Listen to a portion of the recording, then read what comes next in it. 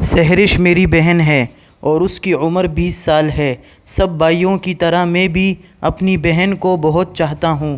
ہوا کچھ یوں تھا کہ سحرش اپنے پھوپھی کے گھر پہ تھی، کیونکہ اس کے اسکول کے امتحان ختم ہو گئے تھے اور پھوپھی کی یہ خواہش تھی کہ سحرش ہمارے گھر پر آ کر کچھ دن رہے۔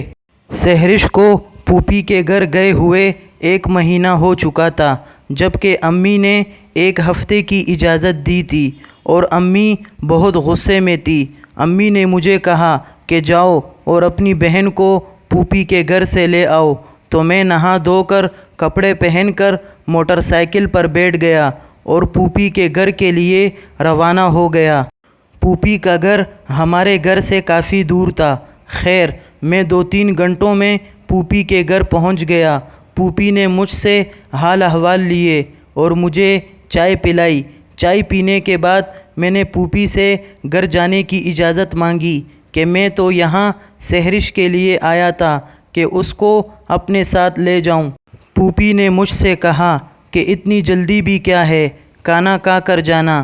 اب پھوپھی نے مجھ سے رکنے کو کہا تو میں کیسے جا سکتا تھا، کیونکہ میں اپنی پھوپھی کی بیٹی شمائلہ سے بہت محبت کرتا تھا اور میرے دل میں اس کے لیے لڈو پھوٹ رہے تھے۔ تو میری پھوپھی نے اپنی بیٹی شمائلہ کو کہا کہ جلدی سے ان کے لیے کھانا تیار کرو، تو وہ کچن میں چلی گئی اور میں اپنی پھوپھی کے ساتھ بیٹھ کر باتیں کرنے لگا۔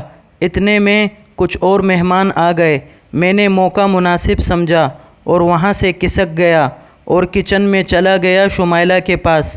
وہاں پر شمائلہ کھانا بنا رہی تھی اور ساتھ میں سحرش یعنی میری بہن بھی اس کی مدد کر رہی تھی۔ تو میں وہاں پہ سائڈ پہ کھڑا ہو گیا اور شمائلہ سے باتیں کرنے لگا، تو وہ بھی مجھ سے باتیں کرنے لگی۔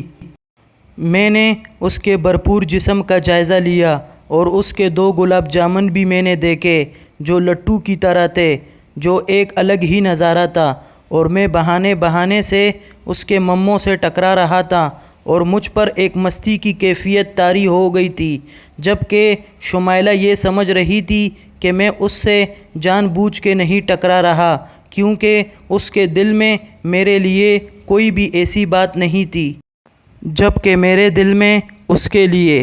دوستو، کہانی کی اگلی قسط کل اپلوڈ ہوگی۔ پوری کہانی جاننے کے لیے ہمارے چینل کو سبسکرائب کریں تاکہ آنے والی ہر ویڈیو آپ تک پہنچ سکے۔ شکریہ۔